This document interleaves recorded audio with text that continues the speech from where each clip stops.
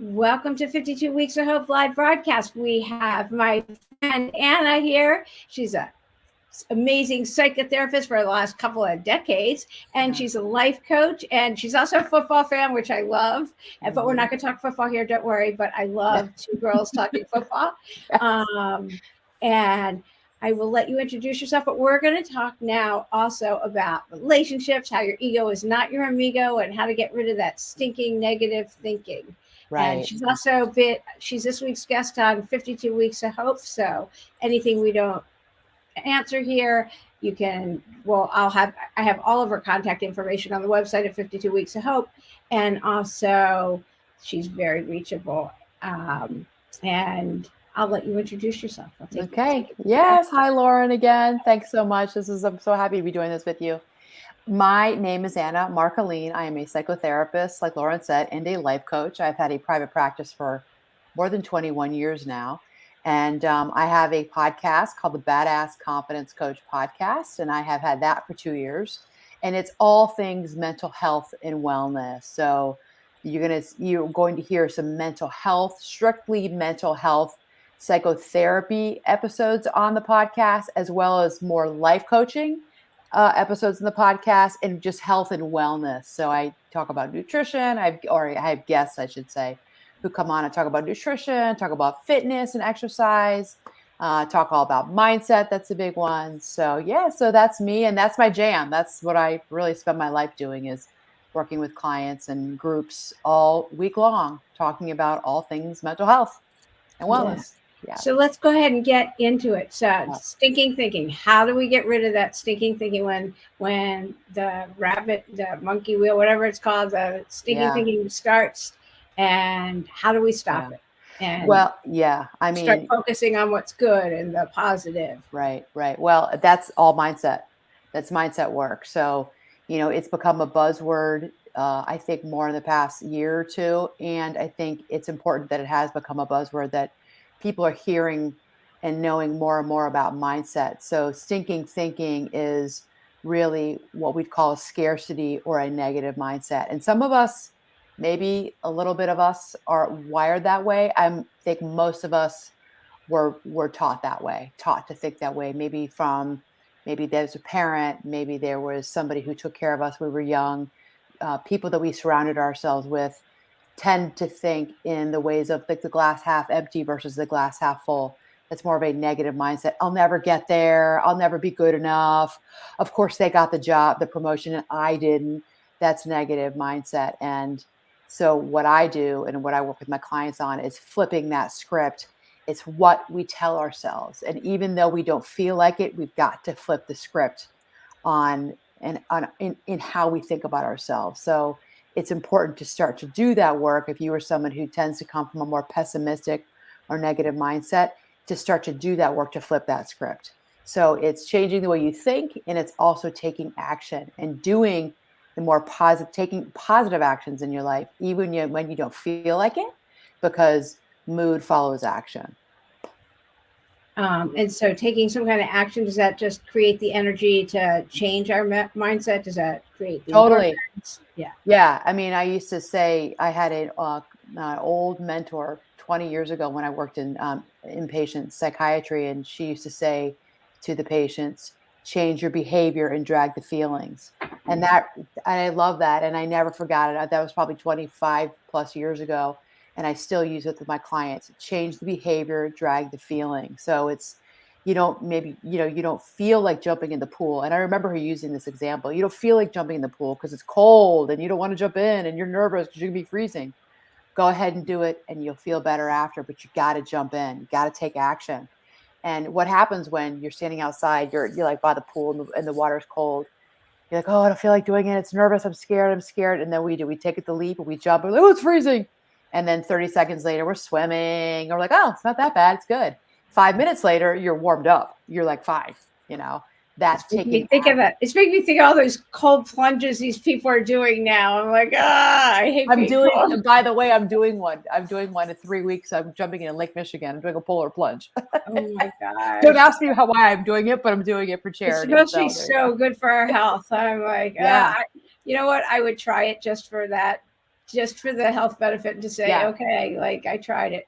I don't know. I think it's And a that's a challenge for me because I don't really feel like waking up early on a Saturday morning and putting on a bathing suit and jumping in Lake Michigan I just don't feel like doing that, but I'm going to do it and I'm going to take the action.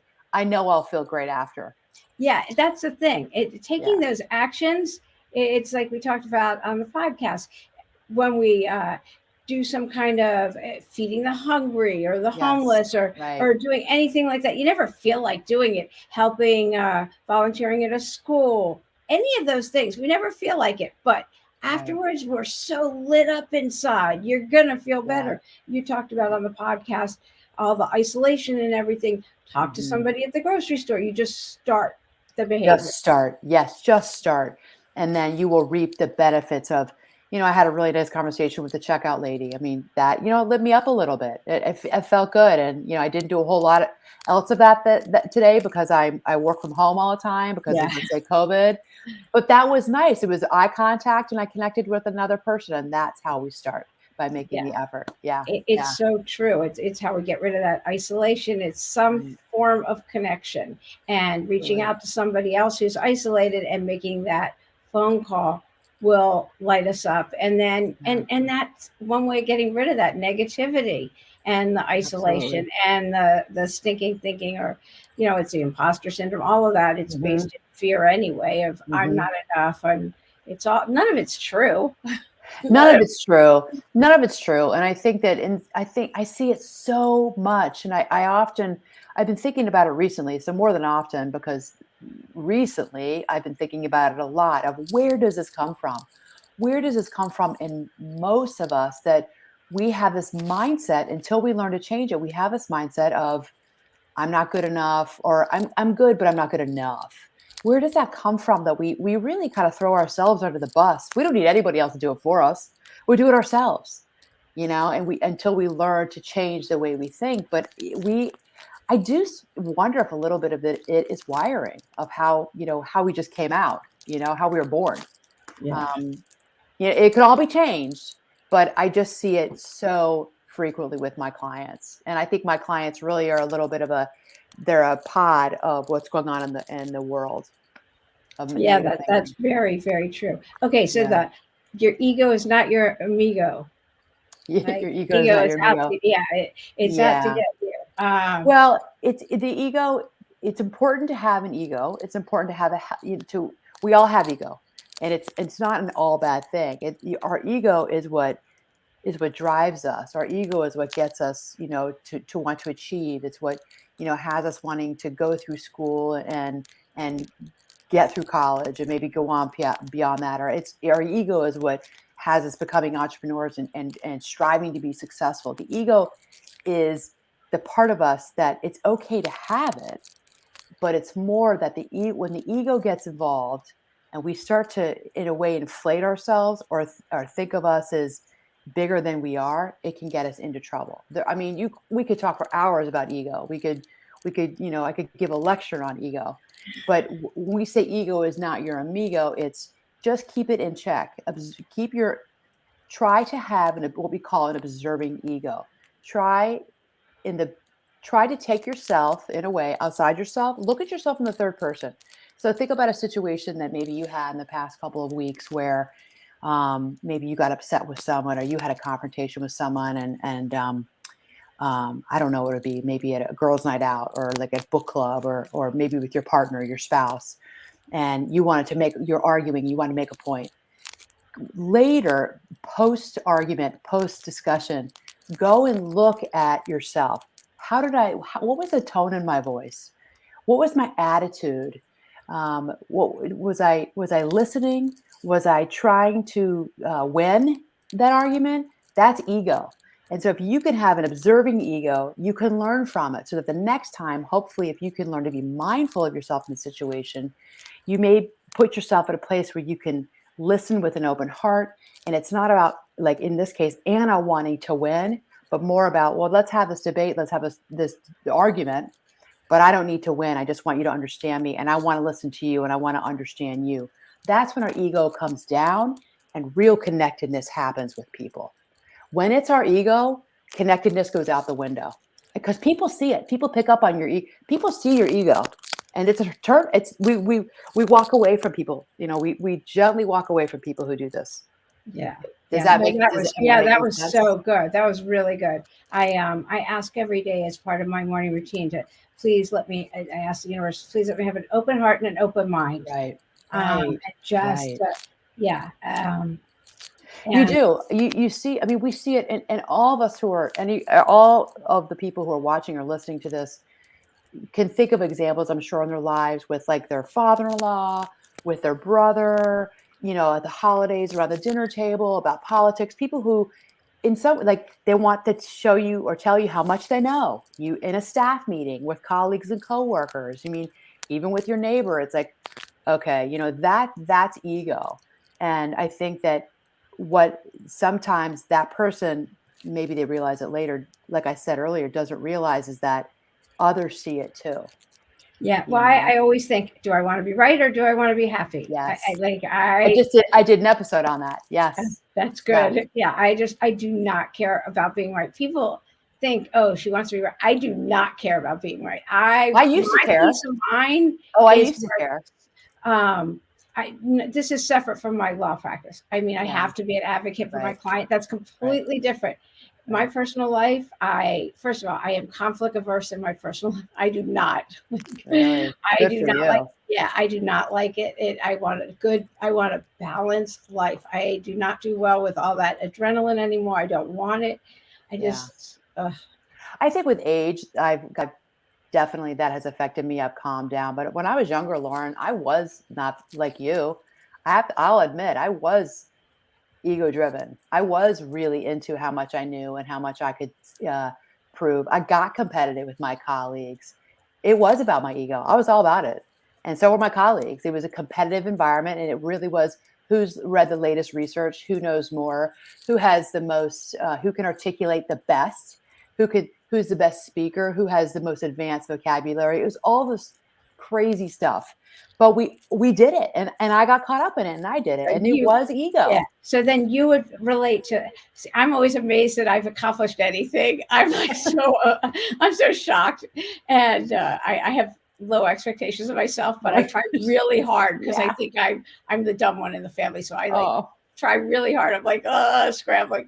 And I'm I like, oh my love gosh, that. look, I did it. And Well, I'm always just amazed. So Deborah Hurwitz, her episode, she is a classic overachiever and everything, but she talks about um, perfectionism and yeah, procrastination being the flip side of the same coin. And I never thought yes, about it because I was never a perfectionist. Because again, I'm like, oh my gosh, look what I've done. I'm right, like so amazed. And she says people don't attempt things because they want to do it perfectly. So they end up yes, procrastinating. And I just thought that was such a novel idea. And and that's it, ego, and that's yeah, also ego. totally. Yes, And yes, anyway, so I was just fascinated by all of that. And I yeah, still am. So yeah. that would be you, like these overachieving perfectionists, and Mhm. I'm going to show you and everything. And I'm just like, And I just like, want to I'm gonna pass. puff up my feathers and see Right. how And I was I'm like, yeah. And people were like, you have to stop having, because I had a 4.0 for a while. And I was like so scared I was going to fail, was the only reason I studied so hard. Aw. And yeah, it wasn't a perfectionist thing at all. It was, everyone's going to find out how stupid I am and I'm going to fail. So you had a little bit of an imposter syndrome going on. Oh, Maybe no, that was not an a little, imposter a syndrome. lot. I A have written lot, so yeah. many. I've written articles. I have a whole Oh, yeah, quiz on okay. the website. Yeah. I have like, yeah, it's You like, know it well. yeah, Yeah. I even once I was like practicing law and everything. I can remember walking down the courthouse corridor thinking, look at all these people. They think I'm a lawyer. I've got the, like, I am a lawyer. I went to a good law Yeah. school. I went to good, Yeah. like, I was Yeah. already practicing a number of years. But I can remember Wow. being a mom thinking, look at these kids calling me mom. Oh my gosh, isn't that Lauren, I love your transparency and your vulnerability. It's interesting, and I will share with you too. I mean, that was 25 years ago. I think life, as we get older and we age and life throws you curveballs, you get knocked down. I mean, that my ego has been knocked down so many times. I'm at the place in my life now where I don't care to win an argument. I don't even care to have the debate. Like, it's not even worth it. You win, go ahead if you want to win. I don't care. I mean, I just throw grace your way and wish you all the best. I mean, and I have friends and family members who still do it, and I love them. I don't care for that, but I love them. I don't go there, and I don't talk about politics or religion anymore. It's not worth it to me. I just love them and I want to be with them, and they know I don't want to talk about uh, controversial issues, for example, that can get people into this place where they have to take a position, and it can be about ego. That has really changed because I was not that way decades ago. But just this past week or so, I've really been thinking a lot about ego and how it has shown up for me. You and I talking about this today is interesting because I haven't been talking about ego within myself for quite a while, but it's been showing up in the past couple of weeks, and I've been thinking really about where does it come from and how to combat it. I know where it comes from, but for me, the way to combat it is to practice humility and gratitude. And I've really been doing that and really just kind of sitting with myself and learning again, relearning to be humble and to have gratitude for what I have in my life. And for me, it's a relationship with God and the universe and remembering my place. And I'm here to do what I can do. And that's it. And that's okay. And there are other people along the way who will also who are in my field, who will be able to give back in a different way and in a better way.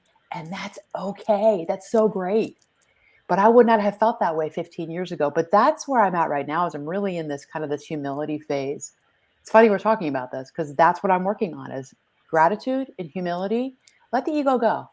Because what do they say? Ego is also edging God out, or you could say Yes. edging the universe out. Yeah. So when you're all about yourself, it's like you're taking up all the space. I don't want to do that. I don't want to take up the space. I want to allow everybody else to come on in.